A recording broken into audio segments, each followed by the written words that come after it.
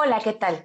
Les damos la más cordial bienvenida a nuestro primer evento del Diplomado de Evaluación de Políticas y Programas Públicos 2021. Como siempre, es un gran placer estar con ustedes acompañándolos en su proceso formativo en materia de presupuesto basado en resultados y sistema de evaluación del desempeño. Les agradecemos de corazón toda la confianza que han depositado en nosotros. En la última parte del módulo 2 presentamos una lección introductoria al diseño muestral. Es una lección breve, en donde en términos muy generales explicamos una de las herramientas de estadísticas con mayor rigor técnico y metodológico del cual disponemos para hacer ambas, estadística descriptiva e inferencial. Para reforzar lo aprendido en esta lección, el día de hoy contamos con la participación del maestro Mario Alberto Santillana Zapata, director general adjunto de Encuestas Nacionales de Gobierno, Seguridad Pública y Justicia del Instituto Nacional de Estadística y Geografía. Bienvenido, Mario. Hola, ¿qué tal? Buenos días a todos. Muchas gracias. Bueno, Mario, a mí me gustaría mencionar dos cosas específicas sobre nuestro alumnado. Primero que nada, su procedencia y ocupación es muy diversa. Es decir, tenemos personas que trabajan en la administración pública de los tres órdenes de gobierno. Tenemos auditores, profesores, estudiantes, integrantes de organizaciones de la sociedad civil, pero también tenemos personas que se desempeñan en el sector privado, incluso que fungen como evaluadores. Y la segunda es que nuestros alumnos ya estudiaron esta lección introductoria en donde se revisaron algunos de los principios y conceptos generales de diseño muestral. Entonces, bueno, no vienen en blanco. El objetivo de esta charla es que nos compartas tu experiencia en la INEGI en términos prácticos. Esto porque los marcos muestrales son parte de la cotidianidad de las diversas encuestas nacionales en las que has participado.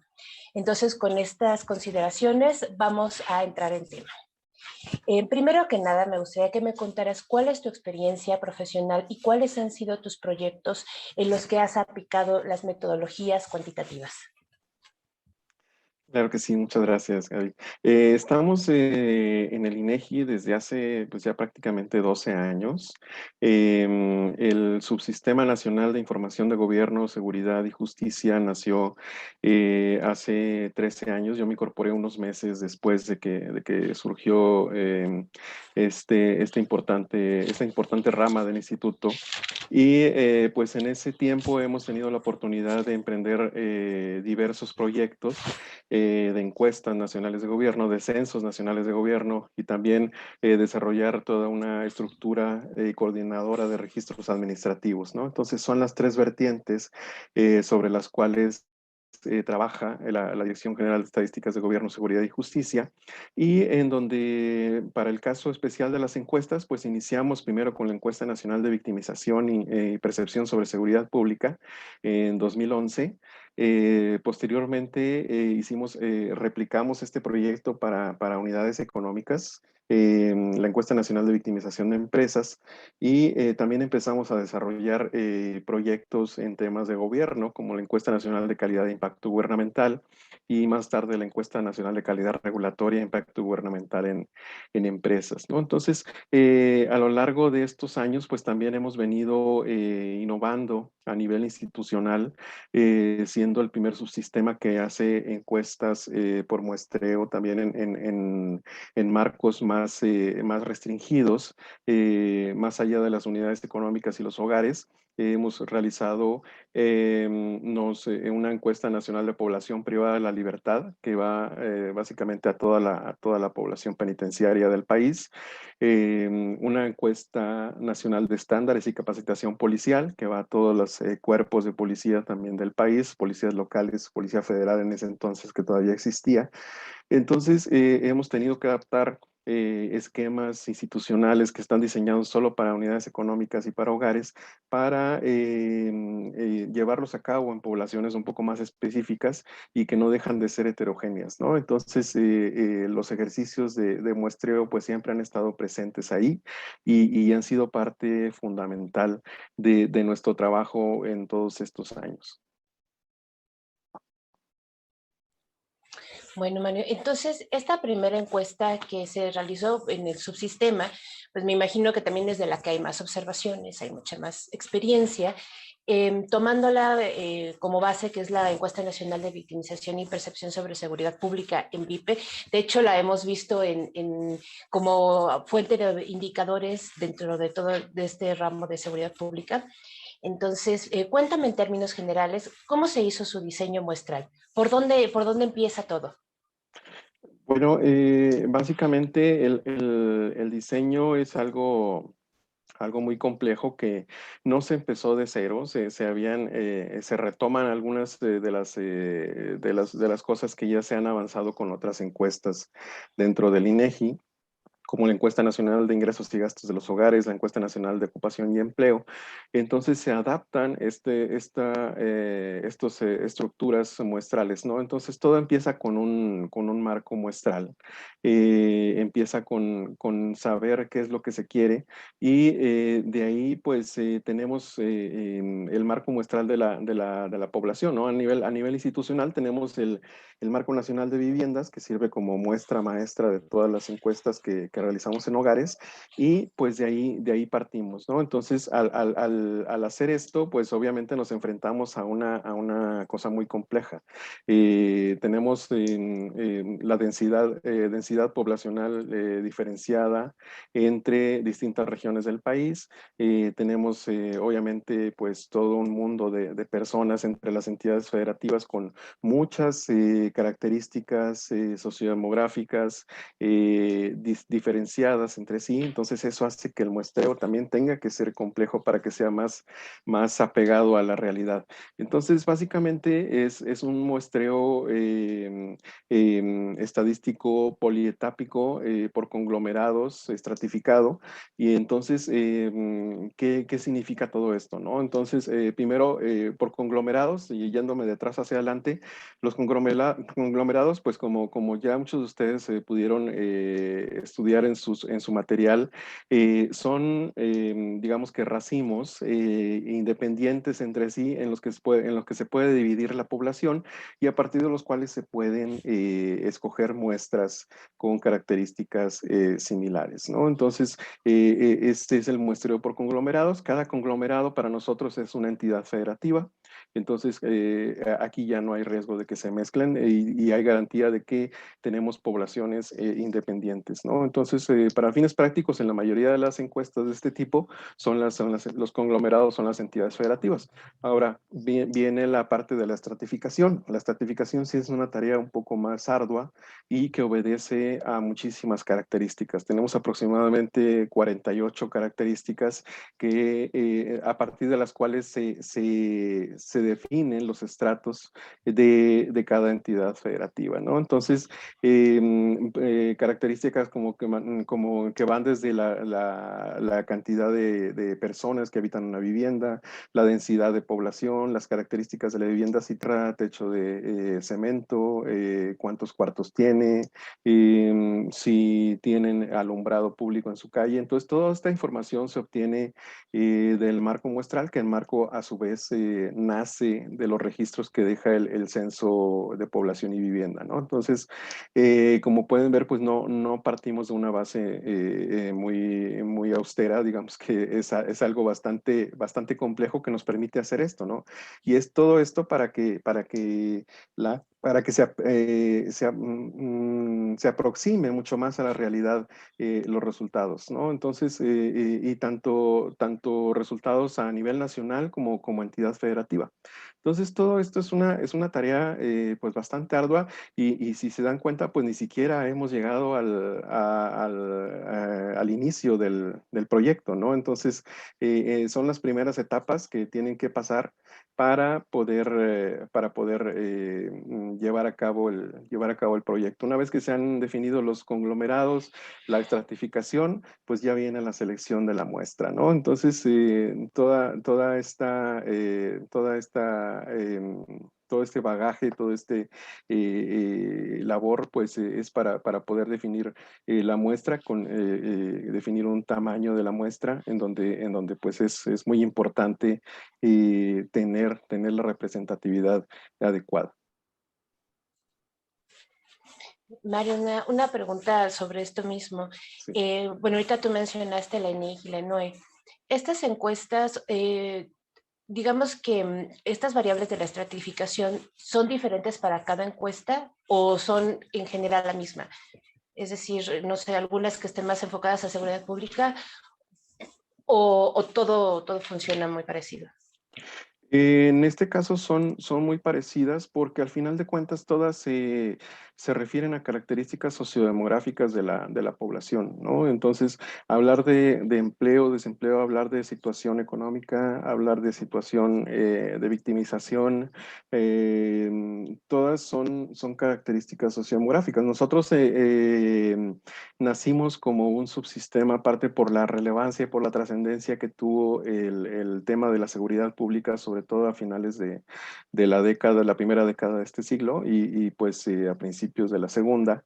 Se decidió, se determinó hacer un subsistema específico. Sin embargo, pues seguimos viendo información sociodemográfica, ¿no? No deja de ser información sociodemográfica de la población y pues basados en eso, tenemos que digamos que los estratos funcionan de igual forma para estas encuestas, ¿no? De empleo como para las de victimización. Bien, Mario. Bueno, aquí me gustaría hacer una observación a nuestros participantes. El INEGI son 4 subsistemas, si no estoy equivocado, son 5, ya no me acuerdo. Cuatro. 4. Pero tú hablaste de también las unidades económicas. Entonces, ¿podrías decirnos qué son las unidades económicas, por favor? Claro que sí, las unidades económicas pues son todos los establecimientos que existen cuando estamos a nuestro alrededor, ¿no? Que cuando nos vamos por la calle o que están registrados en un lugar físico fijo, ¿no? Entonces tenemos nosotros un directorio nacional de unidades económicas, se llama DENUE, es que está transitando al Registro Nacional de Establecimientos de México, que es el RENEM. Entonces es donde están todas las unidades, todos los establecimientos formales e informales que se cuentan en los censos económicos. Así como hay un censo de población y vivienda cada 10 años, tenemos censos económicos cada 5 años, cada cierto periodo de tiempo y ahí pues registramos desde la más simple tiendita o el más simple establecimiento de una o dos personas hasta las grandes corporaciones y se van registrando para tener una base. Actualmente pues llega casi o supera las 6 millones de unidades económicas. Obviamente aquí tenemos grandes hallazgos como el hecho de que pues más del 90% de las unidades económicas son micro, esto es que tienen 10 empleados o menos. Entonces, esto nos permite pues, realizar otro tipo de estudios y como les voy a mostrar ahorita más adelante, pues implica técnicas de muestreo un poco distintas que con los hogares, ¿no? O sea, no deja de ser complejo el procedimiento, pero sí nos estamos enfrentando, digamos, a una estructura un poco distinta. Gracias, Mario. Lo quise enfatizar porque finalmente, pues sí son diferentes, ¿no? El comportamiento y también porque en las evaluaciones vamos a tener, o sea, los marcos muestrales no solamente van a ser personas, seres humanos, como es el caso del marco muestral sociodemográfico, sino también puede ser otras cosas y en este caso el INEGI maneja las unidades económicas, que son pues, todas aquellas unidades que producen, ¿no? O sea, que están funcionando. Entonces, bueno, regresando a la parte de muestreo, cuando haces un diseño muestral, ¿cómo puedes estar seguro de que la muestra es representativa para toda la población? Bueno, la clave para esto, como les mencionaba, es conocer bien el marco muestral, conocer la estructura a lo que nos estamos enfrentando y lo que queremos medir. Voy a compartir una pequeña presentación, si me permiten. Un momento. Um, ya la, Ya estás compartiendo. ya la pueden observar. Ok. Creo que... es por acá. Ok, perfecto. Aquí, bueno, son digamos que los pasos para realizar una encuesta por muestreo, ¿no? Es como un resumen, digamos que de todo lo que he hablado un poquito, es primero ver a qué nos estamos enfrentando ya en términos prácticos, ¿no? Más, después de haber visto los aspectos teóricos como ustedes los han revisado, ¿cuál es el objetivo del proyecto? En este caso, ¿cuál va a ser el objetivo de la evaluación que ustedes van a realizar? ¿No? Entonces, al tener el objetivo, bueno, en el caso de nosotros, como la MVP, es identificar a las personas que han sido víctimas del delito y generar información estadística sobre ellas, ¿no? Entonces, una vez que se identifica el objetivo, perdón, sí, el objetivo que es, en su caso, pues en la mayoría de ustedes puede realizar una evaluación de cierto programa o de cierta población específica, pues hay que definir la población objetivo.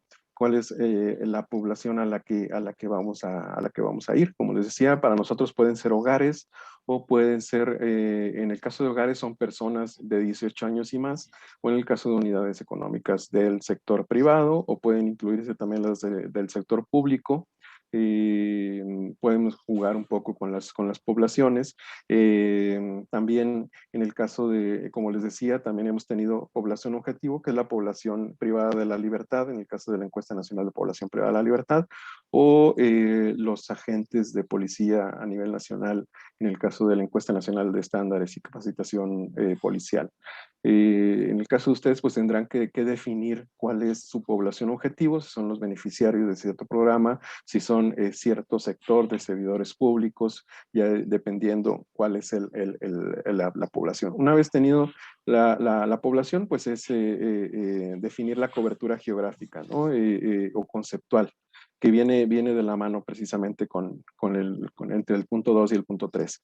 Entonces, tenemos, tenemos estas dos cuestiones y hasta dónde vamos, si vamos a generar resultados a nivel nacional, a nivel entidad federativa o a nivel programa de beneficiarios o a nivel algún otro nivel de desagregación. Entonces, con esto ya tenemos el marco de la muestra, ¿no? Que es el número 4, que es básicamente pues la población que vamos a medir. Digamos que el marco de la muestra es traducido en términos ya estadísticos a lo que se llama la población objetivo, ¿no? Prácticamente pues es lo mismo, ya lo estamos empezando a traducir al lenguaje estadístico. Una vez que tenemos ya definido el marco de la muestra, pues tenemos el tipo de muestreo que va desde el muestreo aleatorio simple, que obviamente es como meter toda la población en una tómbola y pues sacar una cierta cantidad de elementos que nosotros estemos ahí definiendo. Obviamente lo que nos trae de riesgos esto es que puede generar resultados sesgados y para efectos prácticos pues estos resultados pueden estar alejados de la realidad, ¿no? Entonces el muestreo aleatorio simple, a menos que sean poblaciones homogéneas o pequeñas, pues no es muy recomendable para realizar muestreos, proyectos de muestreo ya de nivel medio, de gran nivel.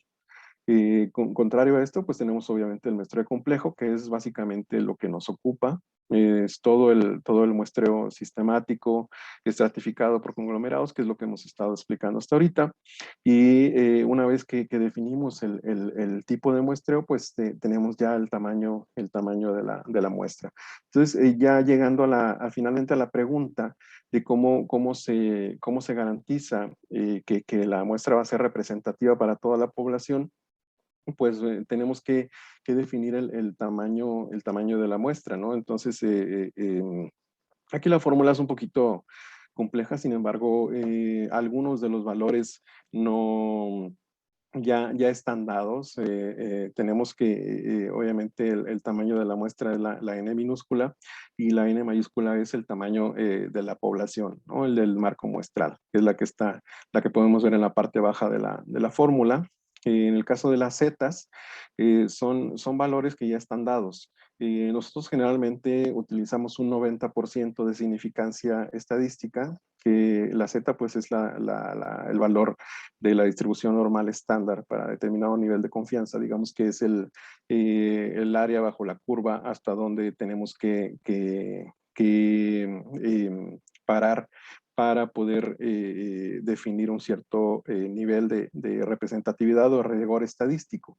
Esta generalmente es un valor ya dado, como les digo, para el 90% es 1.645, entonces es el valor que ocuparía aquí en esta fórmula la z al cuadrado. Entonces, si estamos midiendo alguna variable en particular, ya podemos subir la significancia 95%, que es 1.96, pero lo que quiero llegar es que la z siempre va a ser un valor definido. En el mismo caso de la R, que es el error relativo máximo esperado, que digamos que es la razón entre las estimaciones y el valor, el error absoluto. El error absoluto vamos a ver un poquito más adelante, que es la desviación estándar, que también es otra medida estadística importante, ¿no? Entonces, tanto zetas, si vemos que tanto zetas como Rs ya están dadas, pues la fórmula se nos simplifica bastante. Y también la tasa de respuesta, que la tasa de respuesta nosotros la ponemos, que es una tasa de respuesta de referencia. Nosotros generalmente manejamos 80% para tasa de respuesta de diseño y después buscamos un 85% cuando realizamos los levantamientos de cada levantamiento adicional. Pero en el diseño siempre la dejamos en 80%, que digamos es un criterio ya muy arraigado a nivel institucional. Entonces, ¿qué nos queda? Pues solamente las P's y las Q. La P es la proporción de interés, que es la probabilidad de que un elemento de la muestra cumpla con la característica que queremos medir. En este caso, bueno, para la MVP, la proporción de interés son las personas que sufrieron o fueron víctimas del delito. Entonces, obviamente nosotros, si fuera la primera vez que se levantara la encuesta, pues no tenemos información. La única información pues son de las denuncias, ¿no? De las denuncias que se realizan por parte del Secretariado Ejecutivo de Seguridad, de Sistema Nacional de Seguridad Pública. Entonces ahí nosotros podemos ver qué tanta población ha denunciado el delito. Y vemos que esa es una proporción que ahorita anda como en el 1% de la población. Entonces, tenemos una P de aproximadamente 1%, y la Q es el complemento de la P, ¿no? Es toda la población que no ha sufrido un delito, o al menos que no ha denunciado un delito. Entonces, con la encuesta nosotros podemos ver que la gente que denuncia el delito pues es prácticamente un porcentaje mínimo, ¿no?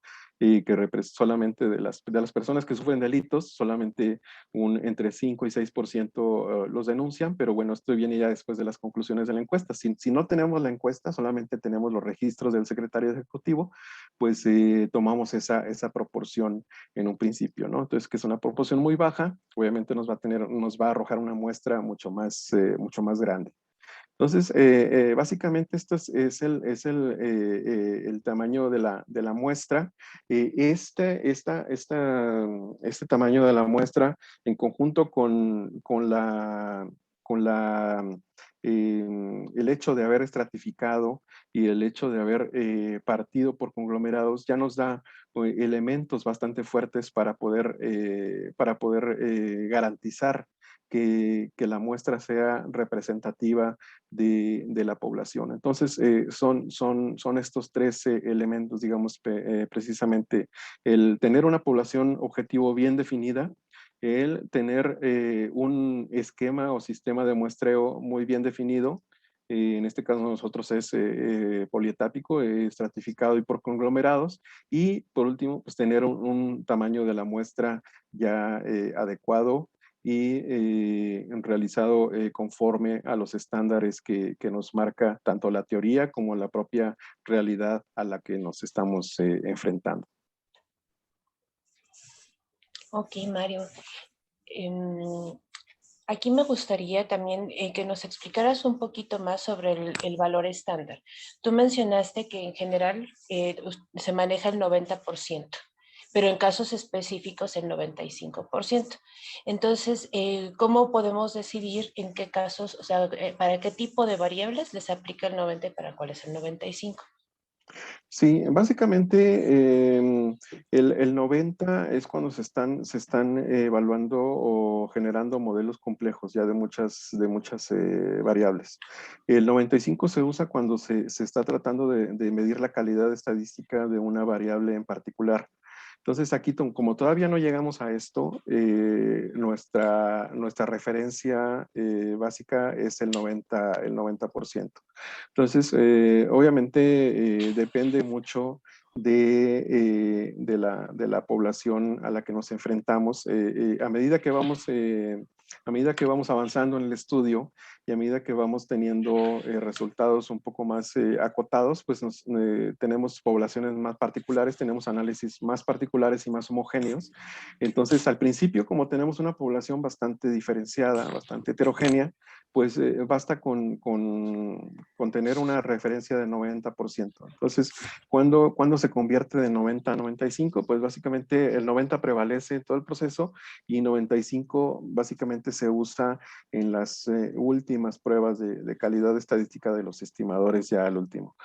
Aquí en la parte de diseño, siempre nosotros, o al menos nosotros siempre usamos 90% para tenerlo como referencia.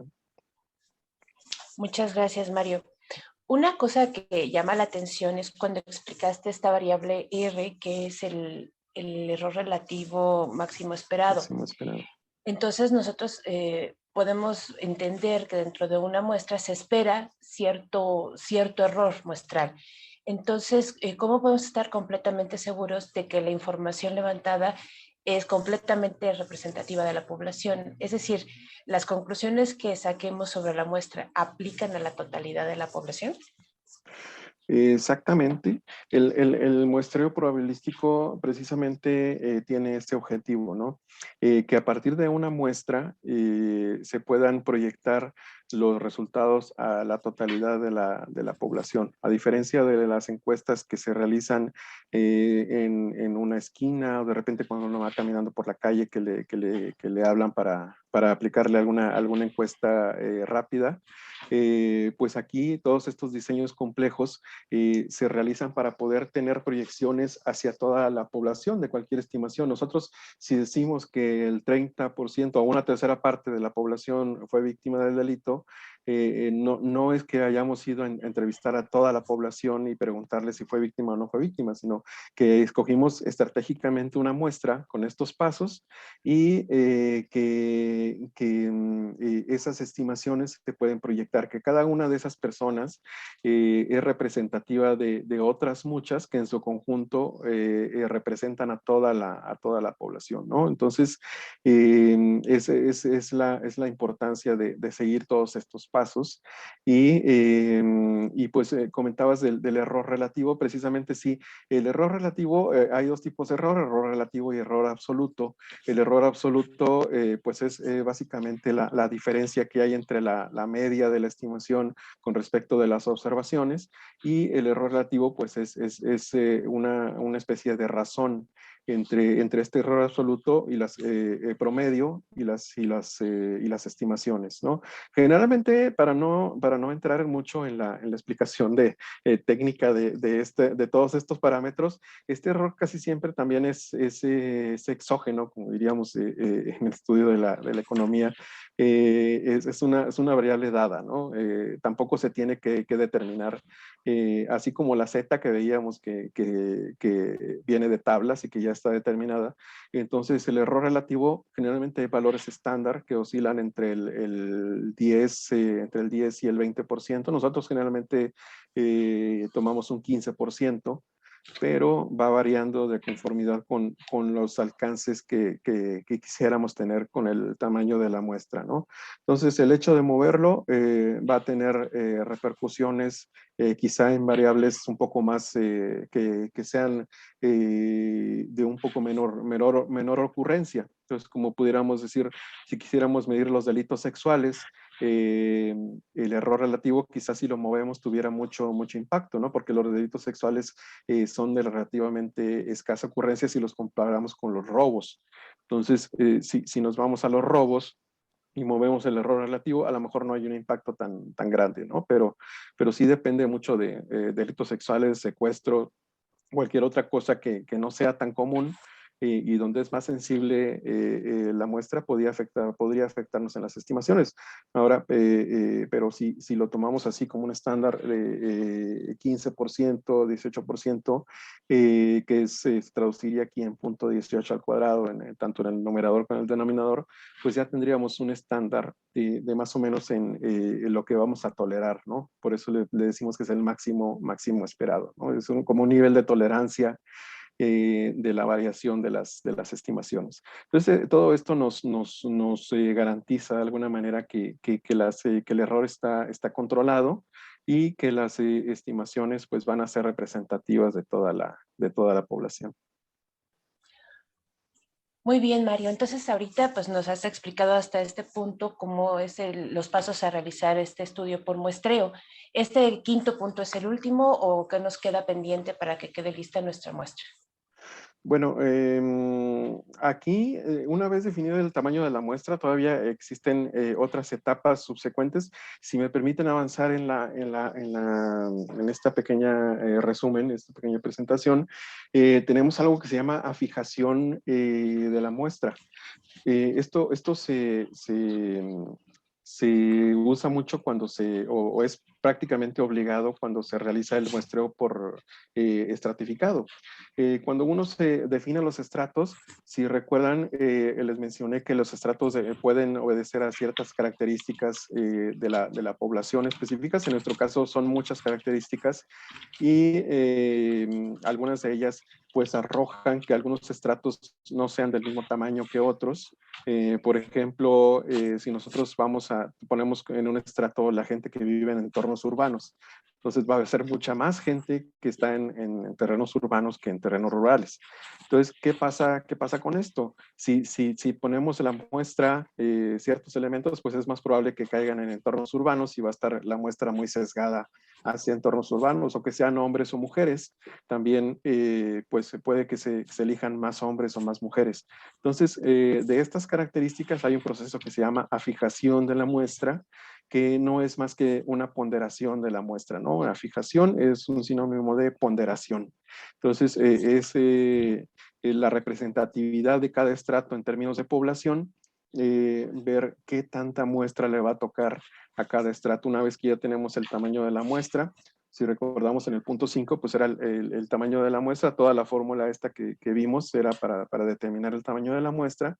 Y ahora viene, pero ¿de dónde vamos a seleccionar esta muestra? ¿No? Obviamente no estamos en un muestreo aleatorio simple para simplemente elegirlos de cualquier punto de la población, estamos en un muestreo estratificado y por conglomerados y pues tenemos que equilibrarla de alguna manera, ¿no? Entonces, dado que estamos haciendo esto, pues tenemos que llevar una muestra equilibrada, le damos a cada estrato su ponderación, y después pasamos al punto 7, ¿no? Que es la selección. Una vez que ya tenemos la ponderación bien definida, pues la selección de la muestra, ¿no? Entonces, tenemos que, por ejemplo, en cada una de las 32 entidades tiene que haber cierto nivel equilibrado de muestra, a menos que se tenga algún otro o que se pretenda generar estimaciones un poco más desagregadas, ¿no? Nosotros en el caso de, por ejemplo, de la Ciudad de México, generamos estimaciones para cada una de las alcaldías, pero en las demás entidades federativas, pues no generamos estimaciones para todos los municipios, quizá para una ciudad representativa. Entonces, así es el diseño de la muestra y esto implica que la muestra para la Ciudad de México, al tener que ser representativa para cada una de las alcaldías, pues sea más amplia, ¿no? Entonces, es parte de la complejidad del diseño, pero bueno, no necesariamente tiene que cumplirse en otro tipo de proyectos que no involucren todas estas etapas. Y luego viene algo muy importante, que es la generación de los factores de expansión, ¿no? Entonces, como les decía, cada persona seleccionada en la muestra representa a cierto número de personas que comparte sus mismas características y que caería en los mismos estratos, ¿no? En términos estadísticos, pues se define como el inverso de la probabilidad de que un elemento sea seleccionado en la muestra.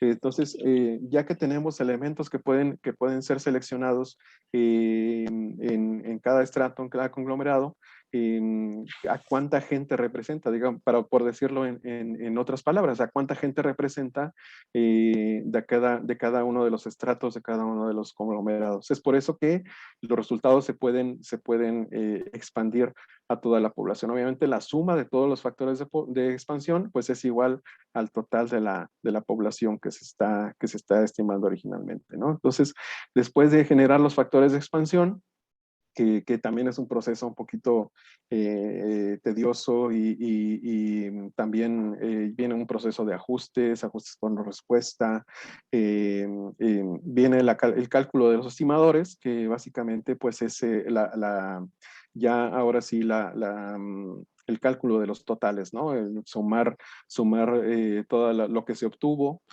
todos los elementos que se obtuvieron a partir de ya hacer el levantamiento del estudio y dar a conocer pues los totales o las tasas o los promedios que involucren el estudio, ¿no? Entonces, finalmente vienen los errores de muestreo, en donde usamos precisamente este 95% que me preguntabas hace un momento. Si recuerdan, en el diseño estábamos hablando de un 90%. Bueno, aquí estos errores, como se tomaron a partir de un proyecto para unidades económicas, prevalecen en el 90% durante todo el proceso. En realidad, el 90-95% pues es una decisión ya que depende de las características del proyecto. No hay digamos que una receta específica para tomar un valor o el otro, simplemente el único requisito es ser consistentes entre todas las fases que hemos explicado, ¿no? Desde conocer el objetivo, que es la número 1, hasta acá, hasta determinar los errores de muestreo. Entonces aquí, pues los errores que se pueden, o las medidas de inferencia estadística que se pueden determinar a partir de la base de datos que se obtiene, pues es la varianza de cada una de las variables, que es digamos, una fórmula que tenemos ahí que se puede obtener ya con muchos paquetes estadísticos, se puede calcular directamente sin tener que desarrollarla, que es lo que decíamos ahorita, que también constituye el error absoluto, la desviación estándar, que es básicamente la raíz cuadrada de la varianza, es el error absoluto con base en el cual determinamos el error relativo del tamaño de muestra que veíamos hace un momento. Otra medida muy importante, quizá la más importante que tenemos nosotros a nivel institucional para medir la calidad de los proyectos y de las variables, pues es el coeficiente de variación. ¿Qué es el coeficiente de variación? Bueno, es la razón entre el error estándar de cada una de las variables entre la estimación propia, ¿no? Entonces, ese coeficiente de variación es un pariente muy cercano de ese error relativo máximo esperado. Coeficiente la diferencia es que el coeficiente ya es con las estimaciones dadas, ¿no? El error relativo interviene cuando estamos diseñando, y el coeficiente de variación es cuando ya tenemos los resultados en la mano, ¿no? Entonces, qué tanta rigor tiene la estimación? ¿Qué tanta calidad tiene la estimación? Básicamente nosotros lo tomamos a partir del coeficiente de variación, que es el error estándar entre la propia estimación. Y esto, si en el diseño era 15%, aquí pues de 0 a 15% es una tolerancia aceptada, digamos que es una muy buena estimación o buena estimación. De 15 a 30%, pues es regular, todavía sigue siendo tolerable, quizá no tenga la calidad deseada, pero todavía es aceptable. Y un coeficiente de variación encima del 30%, pues ya no es aceptable, ¿no? Entonces, se pueden dar los resultados para fines cualitativos, para fines de identificar tendencias o hacer comparaciones cualitativas, pero no se pueden tomar como resultados con calidad estadística cuantitativa, ¿no? Entonces, esta es la gran diferencia entre las encuestadoras del sector privado con las encuestas que hace el INEGI, digamos. La mayoría de las encuestadoras del sector privado no dan a conocer los errores, los coeficientes de variación para conocer la calidad de los estudios estadísticos, ¿no? Entonces simplemente dicen tal porcentaje de la población tiene tales características, pero atrás de eso, pues, ¿qué calidad estadística nos estás dando a conocer a través de esto, ¿no? Entonces, el INEGI en cada una de sus estimaciones, pues tiene su coeficiente de variación y tiene finalmente sus intervalos de confianza, ¿no? Entonces, el intervalo de confianza, pues es la vecindad de valores alrededor de la cual gira cada una de las estimaciones. Se define como la estimación menos un valor que se define de la Z de tablas, también la misma Z que estábamos hablando en la fórmula. En este caso, para 90% es 1.645, lo tenemos aquí, para 95% es 1.96 y multiplicado por la desviación estándar. Se le suma y se le resta y con eso tenemos, digamos que el error muestral, que es el error que define el intervalo de confianza, ¿no? Entonces, estos son los errores de muestreo que determinan qué tanta calidad estadística tiene nuestro estudio, ¿no? Entonces, cada una de las variables se somete a esta medición y ya podemos determinar qué tanta calidad estadística tiene nuestro estudio a partir de este análisis. Bueno, Mario, pues es realmente un trabajo arduo y bueno, yo quería que también vieran nuestros participantes qué hay detrás de este diseño muestral que finalmente pues podemos usar en el contrafactual. Eso lo vamos a ver en el módulo 3. Ahorita todavía no me quiero adelantar, pero lo que sí me gustaría, Mario, es que me dijeras cuáles son, o desde tu punto de vista, las diferencias que se pueden presentar entre el diseño muestral de las encuestas que tú manejas y de una evaluación del desempeño. Bueno, básicamente pueden ser diferencias y similitudes. Diferencias, pues la evaluación se está enfrentando a una población mucho más restringida. Si vemos a una encuesta en hogares que se está enfrentando a todos los más de 30 millones de hogares que tenemos en el país y que son muy heterogéneos, quizás la evaluación se pueda estar enfrentando a una población mucho más homogénea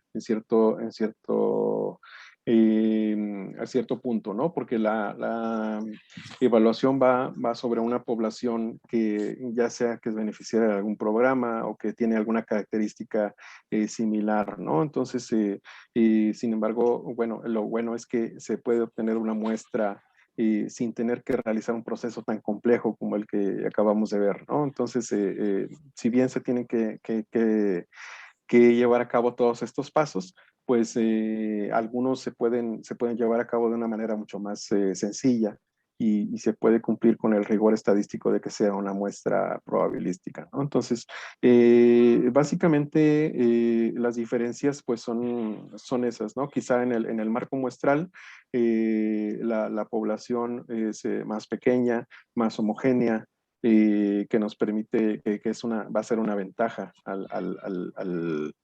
al realizar, al determinar cuál va a ser la muestra y la técnica de levantamiento de la información, ¿no? Pero yo creo que son más las similitudes que las diferencias que pudieran existir entre estos proyectos de encuestas probabilísticas y de evaluaciones. Bueno, ahora también me imagino que depende de la naturaleza del programa, del marco muestral, ¿no? Por ejemplo, una que pudiera ser muy parecida a las encuestas sociodemográficas es el programa de becas para el bienestar Benito Juárez, que tiene muchísimos beneficiarios, ¿no? Entonces ahí sí tendrían que hacer uso de este tipo de muestreo complejo. Pero si es un programa simple que tiene pocas observaciones, pues me imagino que no hay que hacer todo este proceso. Más o menos a partir de qué tamaño de la población es que se empiezan a utilizar estos tipos de muestreo un poco más complejos. O sea, ¿hasta dónde nos conviene hacer un muestreo simple y en dónde es cuando empezamos a echar ya todos los demás métodos complementarios? Sí, bueno, yo creo que más allá del tamaño de la población, lo que cuenta es el nivel de heterogeneidad y de homogeneidad al que pudiéramos enfrentarnos, ¿no? Yo siempre que me preguntan por o alguna recomendación en términos de muestreo, yo siempre me remito sobre todo a los estudios en unidades económicas, porque es una muestra más pequeña que se parece mucho más a cualquier otro proyecto que se pudiera emprender a tener que medir a toda la población, ¿no? Entonces, las empresas, como les dije, el 90% son micro. Entonces, si hiciéramos un estudio sobre empresas pequeñas, medianas y grandes, pues ya nos quedaría un marco muestral mucho más sencillo. Y ahora, bueno, a partir de qué características, pues más que el tamaño es el nivel de heterogeneidad. Si tuviéramos solamente de empresas del ramo constructor, pues simplemente ya no tendríamos que realizar todos estos pasos de definir los estratos con muchas características. Podríamos definir una o dos características si estuviéramos hablando de este programa de becas para el bienestar, alguna estratificación que simplemente nos diga si el beneficiario es hombre o mujer, si vive en cierta entorno urbano o rural, en cierto estado de la República, características mucho más generales, ¿no? Más allá de cambiar o de omitir los pasos, sería simplificarlos. En lugar de tomar como estas 48 características que yo mencionaba para definir los estratos de los hogares, serían características mucho más sencillas, ¿no? Para definir podemos tener el estrato de las mujeres jóvenes o el estrato de los hombres de mayor edad, estratos de mujeres con niños. Entonces, quizá algunas variables estén disponibles, otras no, pero con la información que se tenga disponible podemos, digamos que ser un poco creativos y generar los estratos para tener en cada uno eh, de los dominios de estudio, ¿no? Y los conglomerados, obviamente, pues podrían ser perfectamente seguir siendo las entidades federativas, es un programa de alcance nacional, y se pudieran realizar estudios desagregados a nivel de entidad federativa. Entonces, básicamente yo creo que la clave es esa, ¿no? Por un lado, ver qué tan heterogénea está la población y por otro lado, ser un poco abiertos y creativos a ver qué podemos poner en cada uno de los pasitos, ¿no? No tiene que guardar este grado de complejidad para tener que ser representativos de toda la población. Muy bien, Mario. Bueno, te comento que nosotros como coordinadores del PBRC de México siempre fomentamos el uso de la información estadística generada por el INEGI. Para todos les estamos diciendo, ¿no? Se los recomendamos cuando van a hacer el diagnóstico de su programa, cuando están haciendo su matriz, les decimos usen las fuentes oficiales del INEGI y por supuesto al momento pues, de evaluar un programa también les hacemos la recomendación. Lo hacemos pues por la calidad y la representatividad de la información y bueno, porque constitucionalmente el INEGI pues tiene la función de coordinar el Sistema Nacional de Información Estadística y Geográfica, ¿no? Entonces, desde tu punto de vista, ¿cómo puede contribuir el INEGI a las evaluaciones del desempeño? Claro, bueno, en muchos sentidos yo creo que los principales pudieran ser en sesiones tales como la que estamos teniendo justo ahora, en una asesoría constante. Nosotros estamos abiertos totalmente a brindar la asistencia, la asesoría, el acompañamiento en cualquier tipo de proyecto que involucre aspectos estadísticos y también otro gran aspecto pues es la oferta de información que tiene el INEGI para poder apoyarse y tomarla como referencia, ¿no? ¿no? Desde todas las características sociodemográficas de la población, la cantidad de población misma. Como les decía, estamos transitando a un registro nacional de establecimientos, que antes era un directorio estadístico nacional de unidades económicas, que también nos puede dar un marco de referencia muy importante para realizar estudios en este campo de las unidades económicas. Y pues toda esta información que tenemos a través ya sea de la página o de nuestros centros de información en las sedes físicas del instituto, tanto en la Ciudad de México como en cualquier otra ciudad. Entonces, yo creo que es el INEGI brinda herramientas muy valiosas y muy específicas para poder tener buenas referencias y poder empezar casi cualquier proyecto que involucre temas estadísticos. Ok, oye, ¿y existe algún caso en el que por medio de una vinculación institucional con alguna dependencia de gobierno, el INEGI haya levantado una encuesta en nombre de otra dependencia? O bueno, Eh, Tenemos casos en los que hemos colaborado a través de los años. Hemos realizado en 2014, tuvimos una colaboración con la Secretaría de Gobernación, la encuesta de cohesión social, de prevención de la violencia y la delincuencia. Se realizó en conjunto con la Secretaría de Gobernación y con otras instituciones de organismos internacionales. Y bueno, recientemente hemos tenido también colaboraciones con gobiernos estatales, incluso municipales, en cuestión de la encuesta nacional sobre la dinámica de las relaciones en los hogares. En 2016 se realizó una ampliación de la muestra para poder generar resultados a nivel municipal.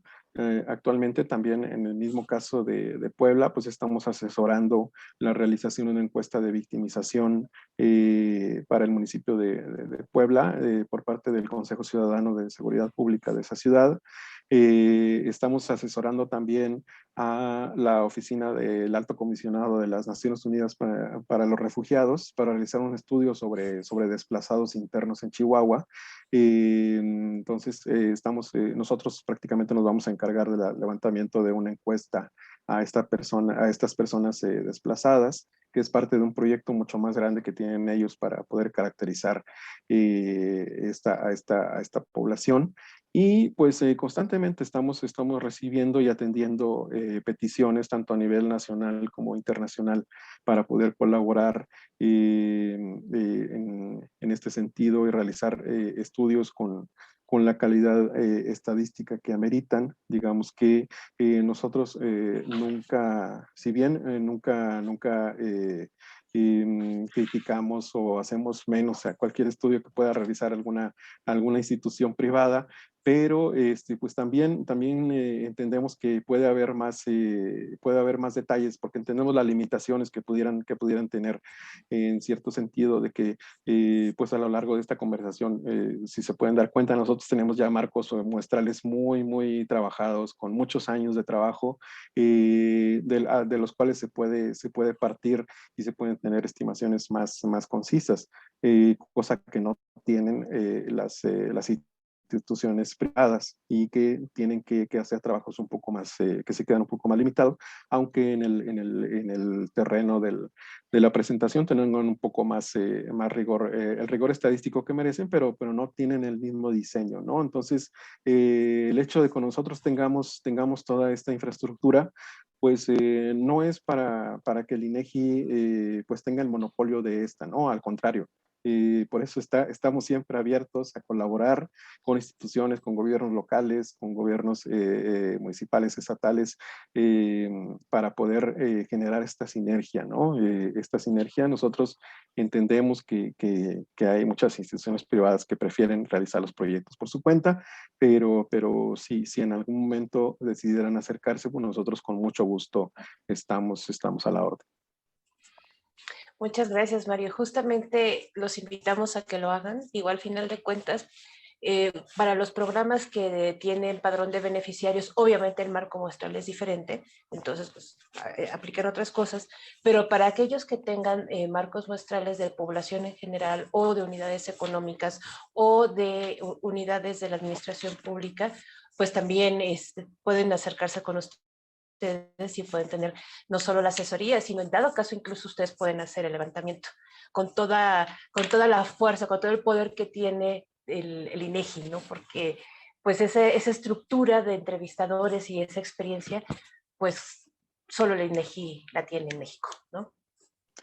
Así es, y como te digo, estamos abiertos, no es algo que, digamos, más allá de ser una ventaja que tiene el instituto sobre cualquier otra institución en términos estadísticos, pues queremos verlo más bien como una herramienta, ¿no? Que está a disposición tanto del sector público como del sector privado para que pudieran tomarla como referencia, hacer convenios de colaboración con nosotros. Como bien dices, pueden involucrar ciertas etapas del proyecto, pueden involucrar todo el proyecto, ya depende de las características de cada uno de ellos, ¿no? Ok, perfecto. Bueno, estimados estudiantes, en este momento pues terminamos esta parte de la entrevista, pero este video es un poco diferente, porque el día de hoy nos acompañan algunos de sus compañeros del Diplomado de Evaluación de Políticas y Programas Públicos. Entonces, a partir de este momento, vamos a abrir el foro para que ustedes puedan hacer las preguntas que deseen referentes específicamente a la lección 12 o a lo que ha mencionado Mario. Yo les recomiendo que aprovechen y bueno, pues a partir de este momento van a formar también parte de todo nuestro material de capacitación. Tenemos una pregunta de Ricardo Sanabria. Entonces, Ricardo, te solicité la apertura de tu micrófono, por favor. Hola, ¿qué tal?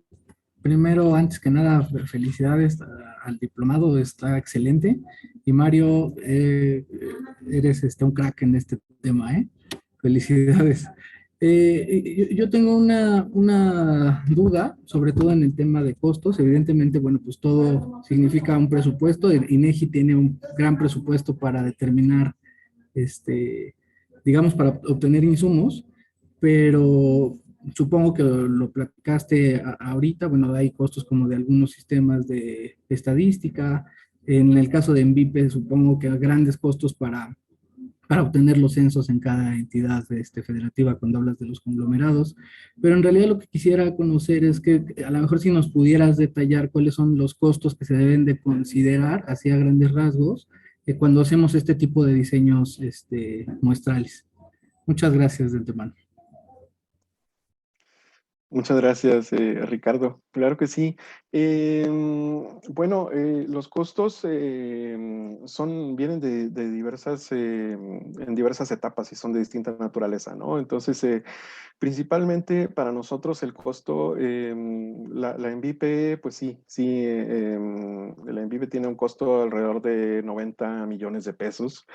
Y pues te podría decir que el 80% son los sueldos y salarios del personal que la levanta, ¿no? Nosotros, si bien tenemos oficinas en cada una de las entidades federativas, el personal se contrata por proyecto, ¿no? Aunque como sí, hay proyectos todo el año, pues prácticamente ellos no tienen problema en transitar de un proyecto a otro, pero sí se tienen que etiquetar los recursos específicamente para cada uno de los programas estadísticos. En el caso de la Envipe, pues, ¿cómo minimizar los costos? Bueno, quizá implementar algunas estrategias como las que nosotros también estamos implementando internamente para calcular los resultados. Generalmente utilizamos software de licencia libre, principalmente el R.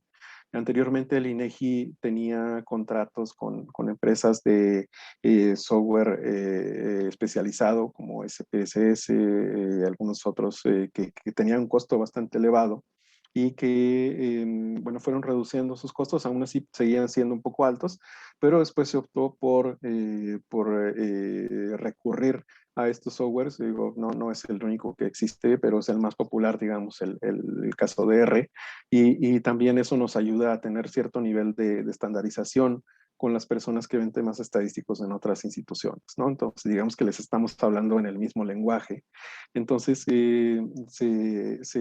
con eso se ahorran bastantes recursos, ¿no? Y dejas solamente el grueso del recurso en el caso de los entrevistadores, ¿no? Entonces, básicamente también es el diseño, ¿no? Que te permita tener una muestra, un tamaño de muestra controlado.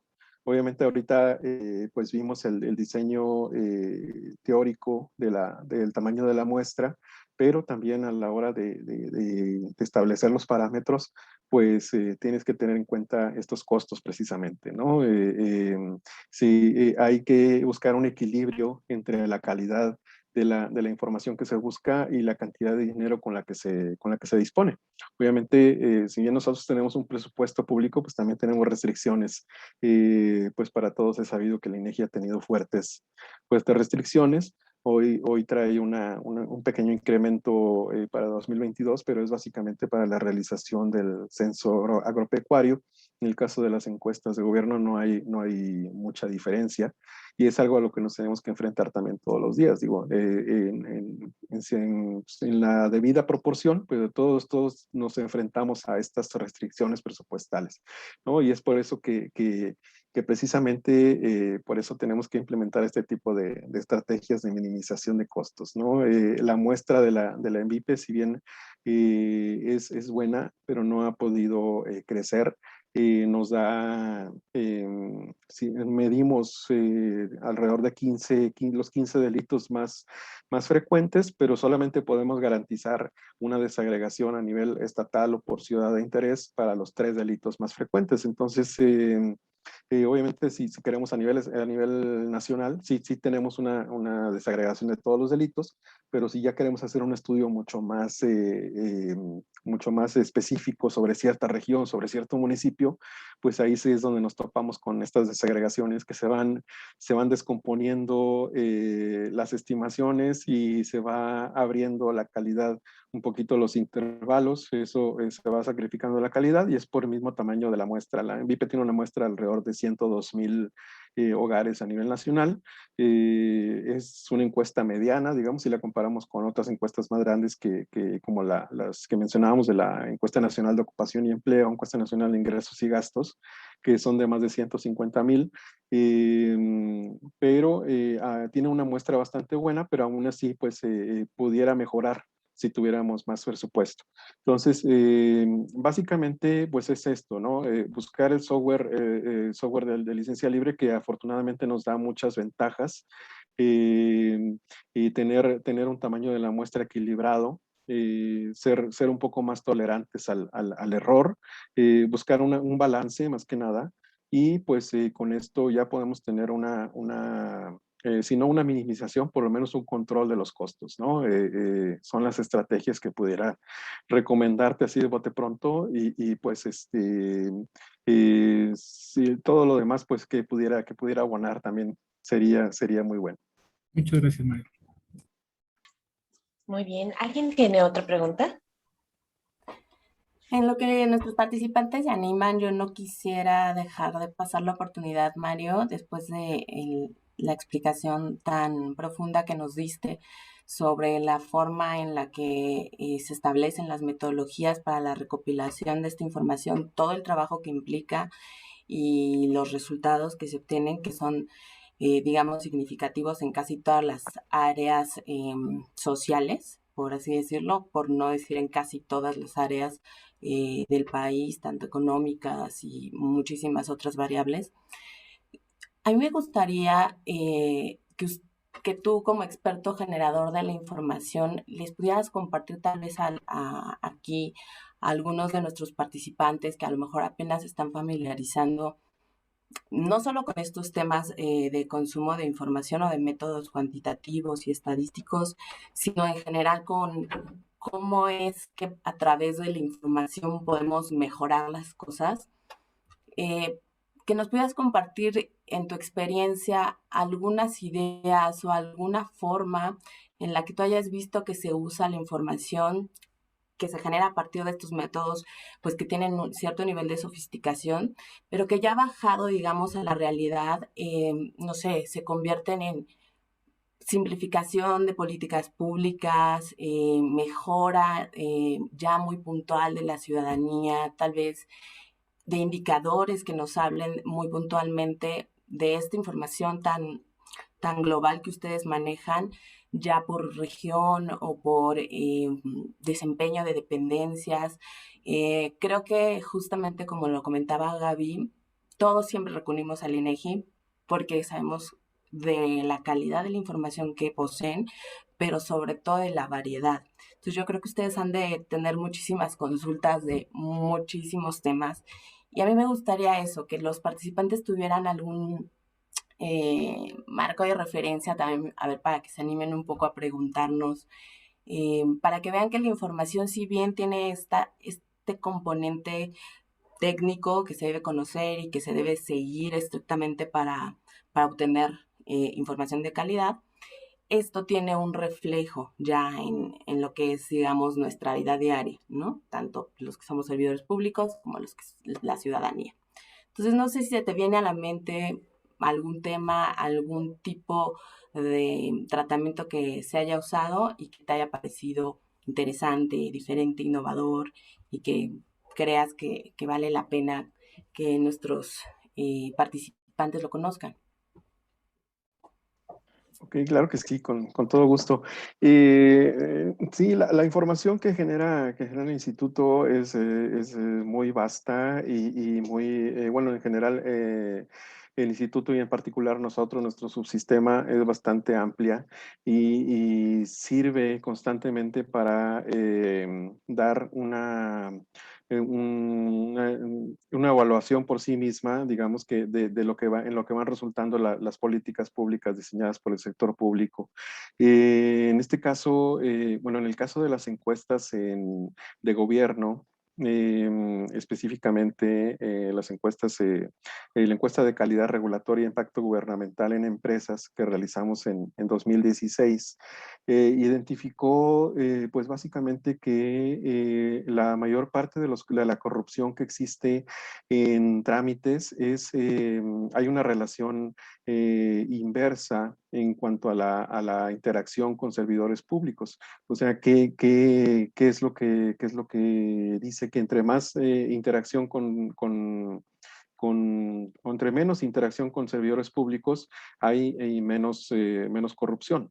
¿No? Entonces, los trámites que tienen un más alto nivel de sofisticación o de tecnificación son los que menos corrupción tienen, ¿no? Entonces, pareciera ser algo muy natural, pero ya tenerlo cuantitativamente, tenerlo en donde se dan más, algunos trámites como el pago de luz, tan simples como el pago de luz que se realiza ya en cajeros automáticos, entonces ya tienen un menor nivel de corrupción, ¿no? Entonces, y en cambio, trámites o interacciones con la autoridad en donde es necesaria más contacto físico, como la presentación de carpetas de investigación, perdón, de la denuncia de delitos para abrir una carpeta de investigación en el Ministerio Público, o la interacción con la autoridad de seguridad pública, pues hay más experiencias de corrupción.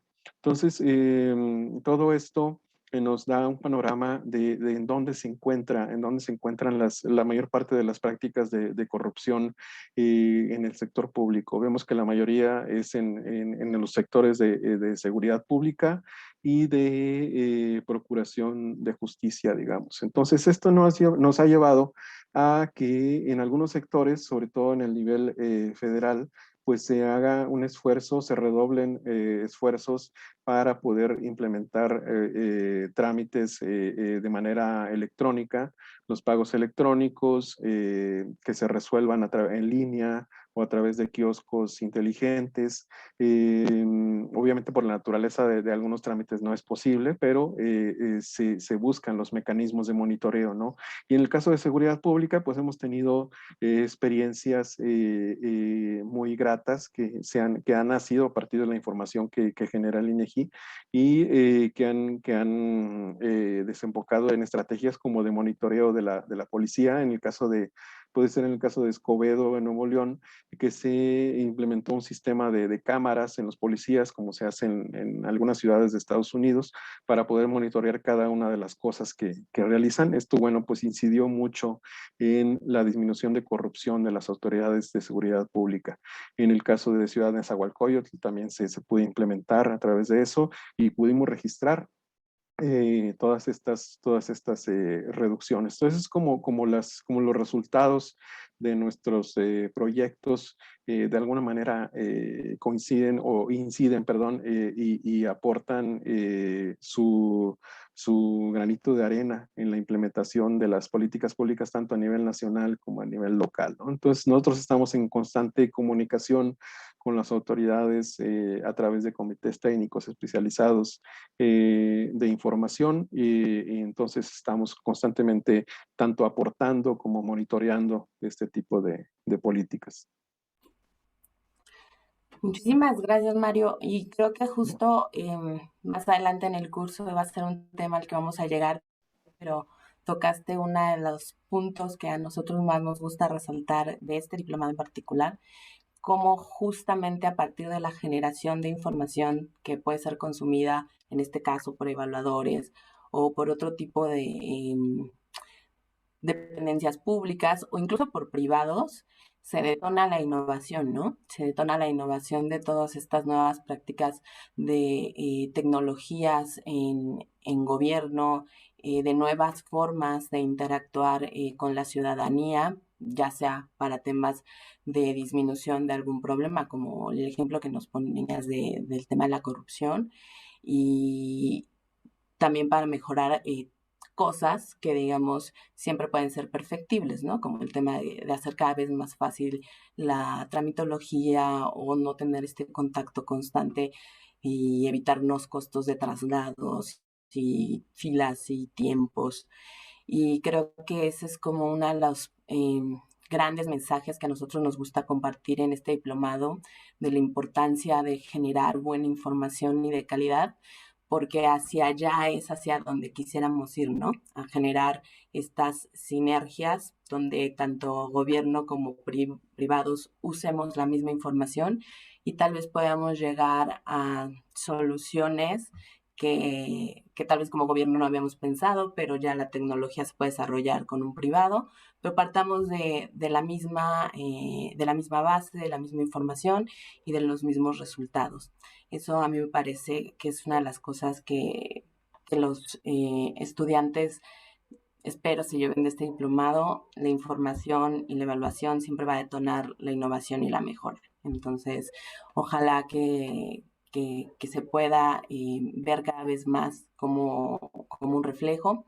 Y tenemos dos preguntas, entonces le voy a abrir el micrófono en este momento a Carmen Nava y posteriormente a Brígido Odín Hernández, por favor. Entonces empezamos, Carmen, con tu pregunta, por favor.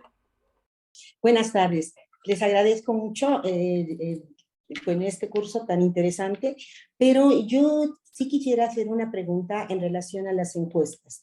Generalmente se habla de que se tienen otros datos, ¿no? Y que a veces los datos no coinciden con la percepción que, por ejemplo, tiene la ciudadanía.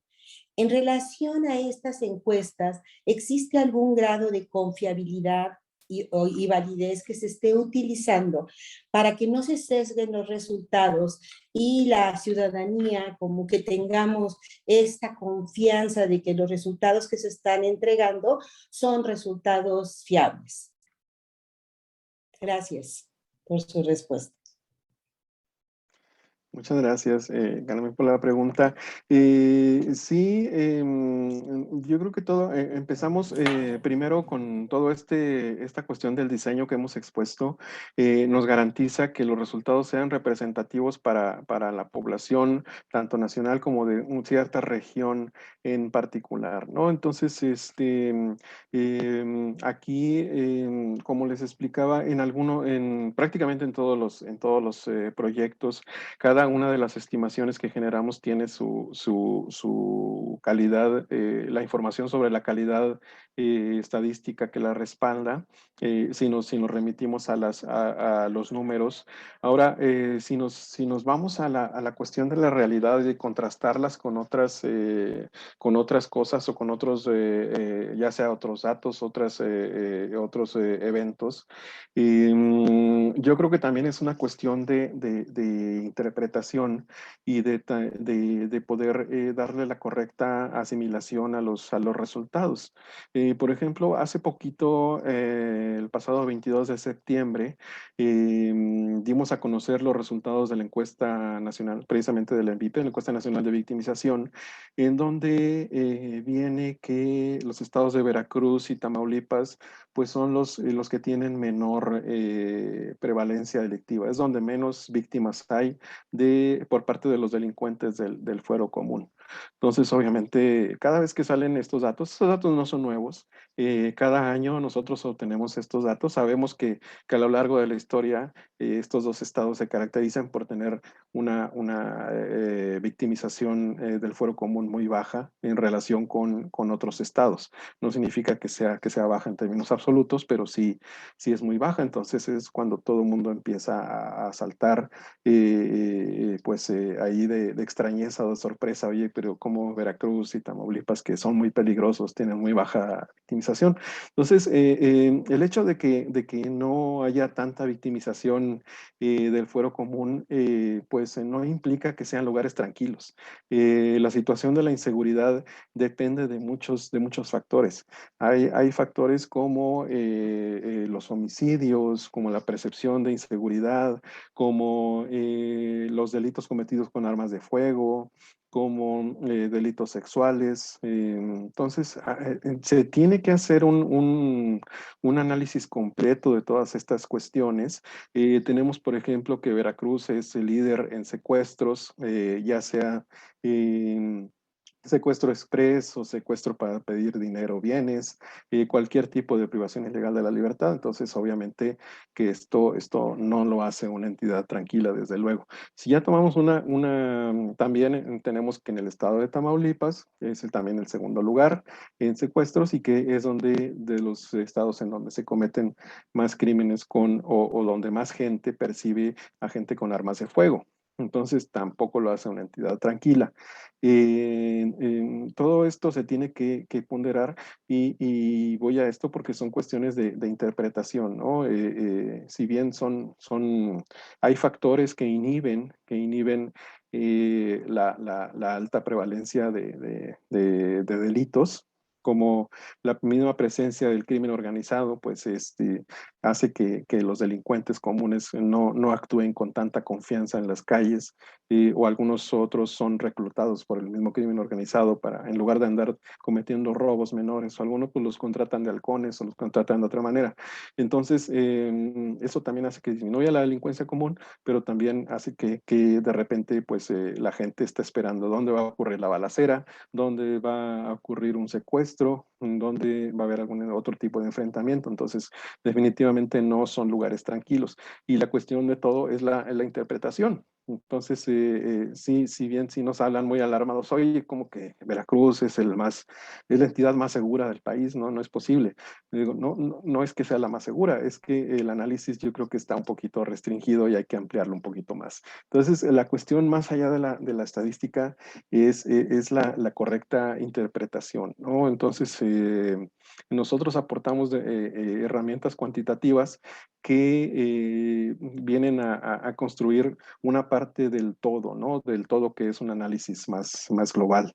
Entonces, también hay que ver que las demás partes pues, también hagan su tarea de analizar de manera correcta. Sobre todo me refiero a las demás partes con políticos, ya sea de nivel local o nivel federal, o los medios de comunicación. Entonces, sí hay mucho que hacer en términos de interpretación.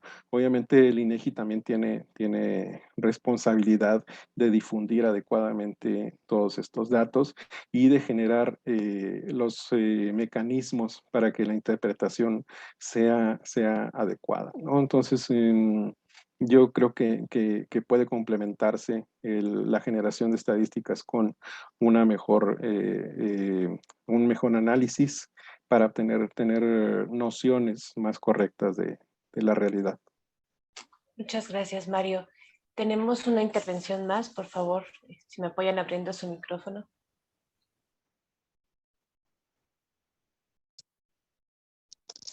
Hola, ¿qué tal? Buenas tardes. Buenas tardes. Bueno, mi nombre es Brígido, soy del estado de Veracruz, soy estudiante de la carrera de Administración y Gestión Pública y siempre he tenido una duda con respecto a un tema de las becas. Bueno, la pregunta la formulé de esta manera.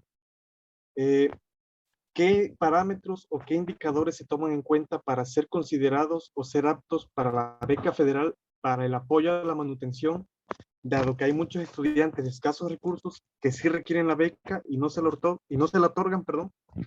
Por el contrario, quienes no la requieren se las dan pese a que su ingreso mensual per cápita estimado es mayor a la línea de pobreza por ingresos. Bueno, esto lo formulé porque he visto muchos casos que hay estados que no están registrados con índice de marginación y aún así otorgan la beca, ¿no? Pese a que los requisitos de la convocatoria indican que van a tomar como requisito indispensable o exclusivo a las personas que vivan en estados con mayor marginación. Esa sería mi pregunta. Sí, muchas gracias, Vígido. Sí, Gaby. Bueno, Brígido, te quería primero comentar que, bueno, ya lo habíamos mencionado, el INEGI no hace de momento las evaluaciones, no maneja los programas que tienen estos padrones de beneficiarios. Entonces, a lo mejor Mario nos podría dar alguna respuesta enfocada en términos estadísticos, pero no sobre la operación del programa. Eso lo tienes que consultar. Lo puedes consultar, por supuesto que sí, pero con los operadores del programa. Lore, también quiere Sí, comentar algo. Brígido, muchas gracias por tu pregunta. A mí sí también lo que me gustaría aclarar es esto y creo que es hacia dónde va a ir la respuesta de Mario. Justamente esto que tú comentas sobre municipios de alta o muy alta marginación o todas estas mediciones que sí se tienen y se generan muy eh, metodológicamente, cuidadosamente por parte del INEGI, pues justamente la idea es que los consumidores principales sean los programas que ya operan el recurso público y que pues esto que tú comentas, por ejemplo, sean resultados, por ejemplo, de análisis de evaluaciones. Eh, yo, reiterando lo que dijo Gaby, digamos que las funciones del INEGI o de la recopilación de la información es un pasito atrás y es ese pasito al que muchas veces al momento de operar un programa no se le pone la suficiente atención y podemos encontrarnos con este tipo de casos donde no estamos atendiendo realmente el problema o a la población que quisiéramos beneficiar, ¿no? Con un tipo de programas como el otorgamiento de becas.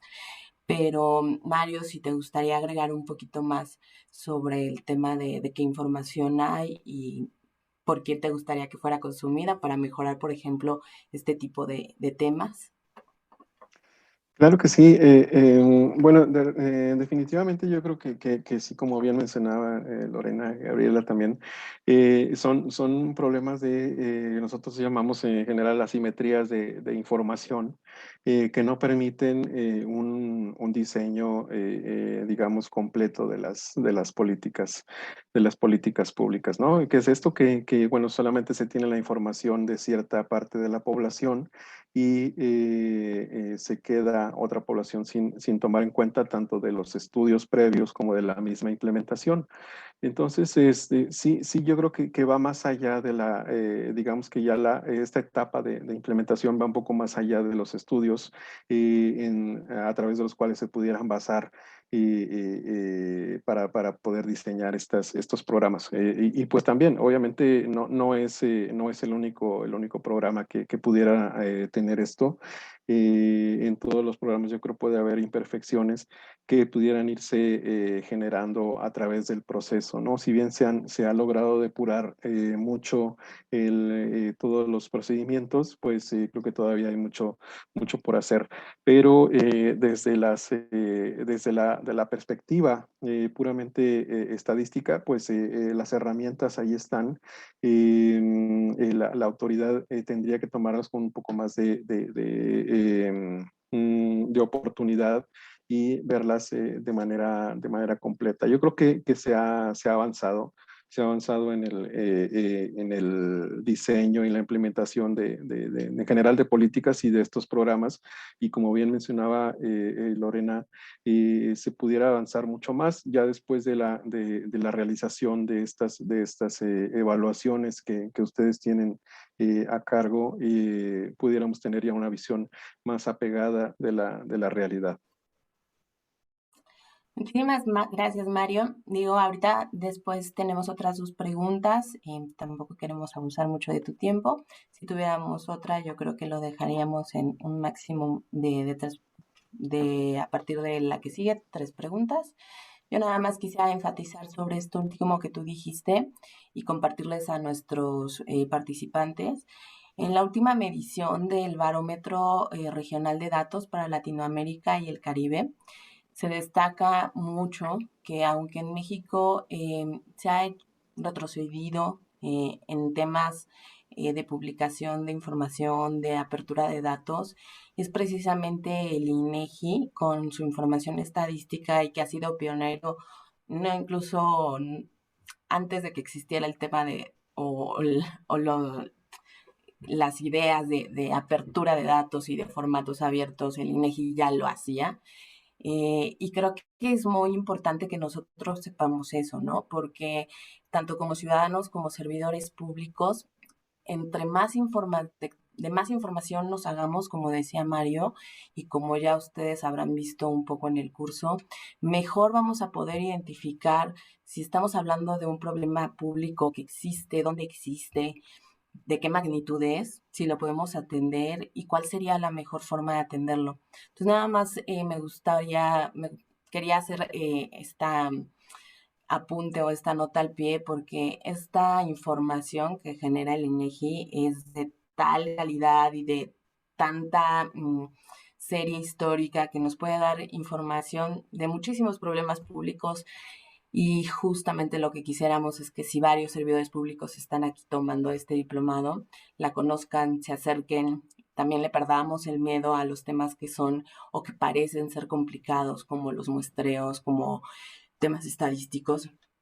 Y eso, destacar que, pues bueno, también en esa misma medición, si bien hubo retrocesos en muchas áreas, pues se destaca que es precisamente la información del INEGI y la de transparencia presupuestaria, la del ciclo presupuestario, la que ha mantenido a México en una medición, pues todavía entre las más altas de la región en información, ¿no? Tenemos insumos para hacer política pública y para hacer mejor política pública.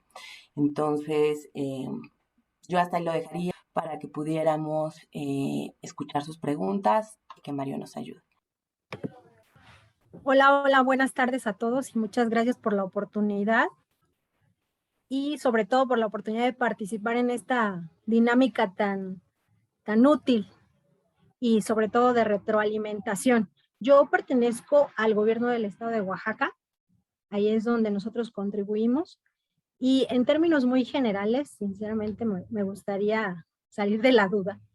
¿Cuál podría ser la diferencia entre el esquema muestral que se utiliza para una encuesta intercensal y, por otro lado, la que se utiliza para el censo de población y vivienda? Y si en ese esquema inciden factores como el factor territorial, considerando que Oaxaca es muy compleja por su estructura, su orografía, también porque somos un estado que cuenta con 570 municipios, más de 13,000 localidades. ¿Y qué tanto incide este factor en ello, por favor? Muchas gracias por tu pregunta, Yaris. Bueno, precisamente se hizo históricamente el censo se hace cada 10 años y después, hace algunas décadas, se implementó un conteo de población y vivienda, que digamos que era una especie de censo, pero más simplificado. Y ahora, desde hace, a principios de este siglo, pues se ha instrumentado la encuesta intercensal, ¿no? Ya un programa un poco más tecnificado que, como bien lo mencionas, descansa sobre una muestra. Ahora, pero en principio, ¿cuál es la diferencia entre un censo y una encuesta? ¿No? Un censo, pues prácticamente va a todos los elementos de la población. El censo de población y vivienda se supone que debe ir a todas las personas que habitan el país, si no, no preguntarle a todos, pero sí a un informante de cada uno de los hogares que componen todo el país. No, en la práctica, obviamente, esto es muy difícil, es imposible. Sin embargo, existen algunos procedimientos estadísticos para estimar la cantidad de personas que no se están censando, ¿no? Entonces, sí, la orografía de Oaxaca, como la de Guerrero, como incluso la de Nayarit, Michoacán también, es muy difícil de medir, de alcanzar todas las localidades, todos los municipios que componen. Entonces, se implementan,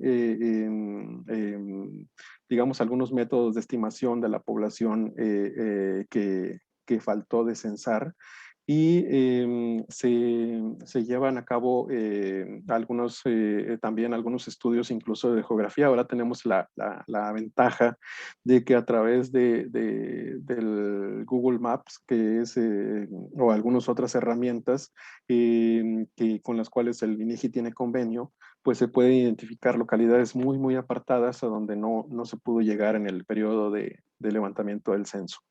Ahora, ¿cuál es la diferencia con la encuesta intercensal? Bueno, le decía, el censo va a toda la población, y la encuesta, pues como cualquier otra encuesta, es una muestra representativa de la población. Digamos que es la encuesta más grande que tenemos a nivel institucional, y en donde se recaba una mayor cantidad de características, no tantas como en el censo, pero sí, pues las suficientes para darle seguimiento a las principales variables que se capturan en cada uno de los censos. Entonces, básicamente, pues esta muestra ya nos permite ahorrarnos una cantidad de recursos importante, y de generar resultados muy similares a los que se obtenían con el conteo de población y vivienda, que se realizaba cada 5 años, cada 10 años, intercalado con el censo, pero que ahora se realiza a través de la encuesta intercensal. Entonces, básicamente es eso, los costos y la oportunidad de tener esta información, ¿no? La información se va actualizando en las variables más importantes. El censo, pues, tiene un costo que ya cercano a los 9,000 millones de pesos, que es, si comparamos con una encuesta que cuesta menos de 200 millones, pues ya estamos hablando de un ahorro importante, y que nos puede generar información bastante útil, ¿no? Entonces, estas serían más o menos las diferencias de estos proyectos estadísticos, y el por qué se le da ya tanta importancia a las encuestas, ¿no? Porque representan un gran ahorro de recursos, y porque pueden generar información, en muchos casos, pues similar a la que se generaría con un censo, ¿no? Sin todo este despliegue de recursos masivo. muchísimas gracias por la aclaración. Ambos son insumos muy relevantes para la intervención de nuestra política y muy oportuno la aclaración. Muchísimas gracias. Gracias. Muchas gracias, Yaris. ¿Hay alguna otra pregunta por parte de nuestros participantes o también de mi equipo? Pues yo ya no veo ninguna otra pregunta de parte de nuestros participantes. Digo, tampoco queremos abusar tanto de tu tiempo, Mario. Al contrario, te agradecemos que te hayas tomado estos minutos de tu día para apoyarnos y apoyar a nuestros participantes. Si hubiera alguien que de último momento se quiere animar, si no, pues aquellos que quisieran, pues nada más prender su cámara, igual para tomar una captura de pantalla y que se vea que formaron parte de esta dinámica que fue nueva en esta tercera edición del diplomado, pues bienvenidos. Muchas gracias por participar. Muchísimas gracias, Mario. Esperemos que esto haya sido de utilidad para ustedes.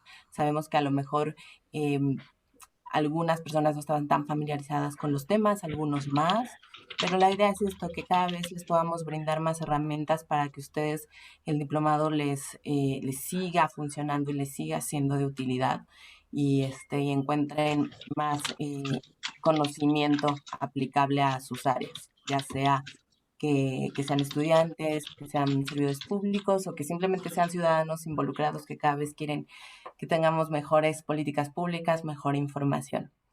Pues esto sería todo de mi parte, Gaby.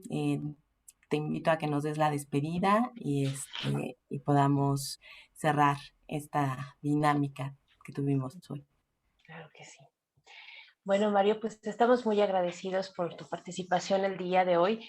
Realmente lo que hiciste fue algo increíble porque el explicar muestreo en términos sencillos es un tema bastante, es un gran reto, ¿no? Entonces estamos muy agradecidos por tu participación el día de hoy. A todos nuestros participantes también los queremos invitar a que se animen a acercarse al INEGI, es algo que nosotros promocionamos mucho. Recuerden, el INEGI es la institución que genera la información oficial en México y con una calidad estadística insuperable. Entonces, esa es nuestra invitación y bueno, pues agradecemos mucho la participación también de todas las personas que el día de hoy nos acompañaron. Hasta pronto.